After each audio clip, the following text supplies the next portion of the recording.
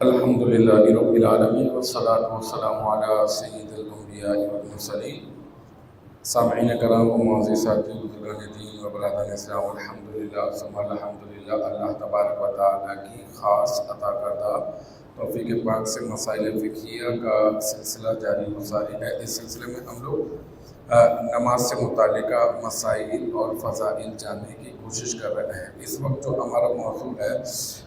وہ ہے جمعۃ المبارک سے متعلقہ فضائل اور جمعۃ المبارک سے متعلقہ مسائل۔ چند مسائل میں آپ کے گوش گزار جو ہے وہ کر چکا ہوں۔ آج کا جو سب سے پہلا مسئلہ ہے وہ یہ ہے کہ جس پر جمعہ فرض ہے،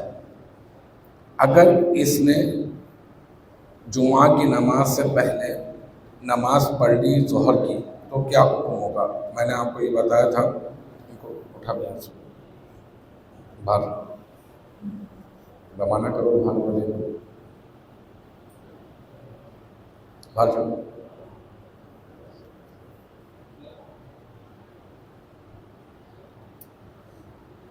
میں نے آپ کو یہ بتایا تھا کہ اگر ایسا ہوگا کہ کسی شخص کی جمعہ کی نماز اگر رہ جائے گی تو پھر وہ کیا کرے گا؟ وہ ظہر کی نماز ادا کرے گا۔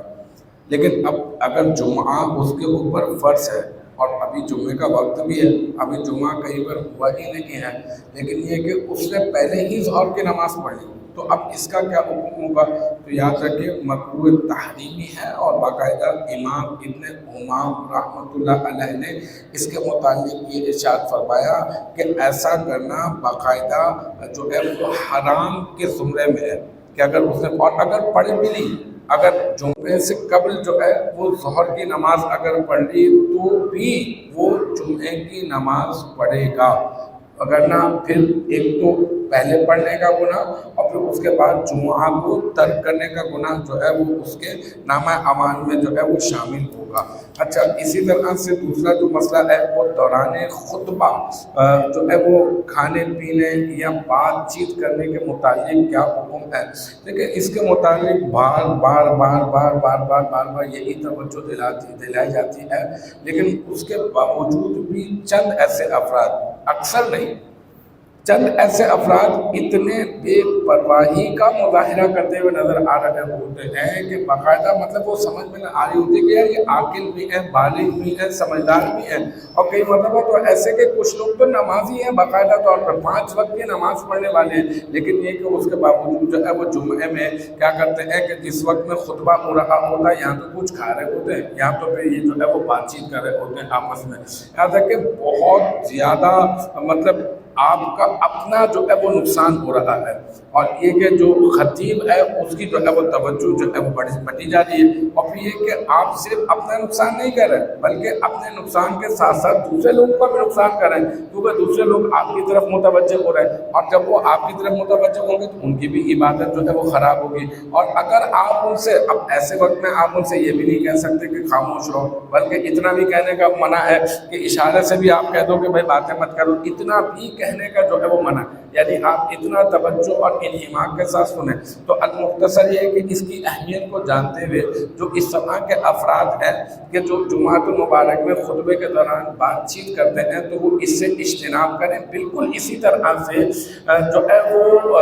اس وقت میں تو چلے عربی پڑھی ہوتی ہے اور عربی جو ہے وہ رٹی ہوئی ہوتی ہے خطیب کو، تو لہٰذا وہ پڑھتے چلے جا رہا ہوتا ہے، اور ایک دو اس طرح کے افراد نظر آئے تو وہ جو ہے وہ اس طرح سے وہ ان کو نظر انداز کر دے گا۔ لیکن یہ کہ یہ بھی ایک المیہ دیکھا گیا ہے کہ جس وقت میں باقاعدہ طور پہ تقریر ہو رہی ہوتی ہے، ایک موضوع بتا ہوا ہوتا ہے باقاعدہ طور پہ، اور اس کے اوپر جو ہے وہ گفتگو کی جا رہی ہوتی ہے، وہ بتا رہا ہوتا ہے کہ پہلی چیز یہ ہے، دوسری چیز یہ ہے، تیسری چیز یہ ہے، اس کی یہ فضائل ہے، اس کی یہ فضیلت ہے، مسائل بھی بتا رہا ہوتا ہے خطیب، اور اس وقت میں پہلی صف کے اندر کچھ لوگ افراد موجود ہوتے ہیں جو باقاعدہ طور پر باتوں میں اور خوش گپیوں کے اندر جو ہے مبتلا نظر آ رہے ہوتے ہیں، اور حال احوال کا سلسلہ جو ہے نا وہ معلوم پوچھنے کا جو ہے وہ سلسلہ چلا ہوتا ہے۔ اور کچھ لوگوں کا معاملہ اس طرح سے ہوتا ہے کہ وہ کیا کرتے ہیں، وہ عطر کی ایک شیشی لے کر آ جاتے ہیں और फिर जो है ना वो इधर की शीशे पहले अगर आपने लगा दी तो बहुत अच्छी बात है, कोई मसले वाली बात नहीं है। आपने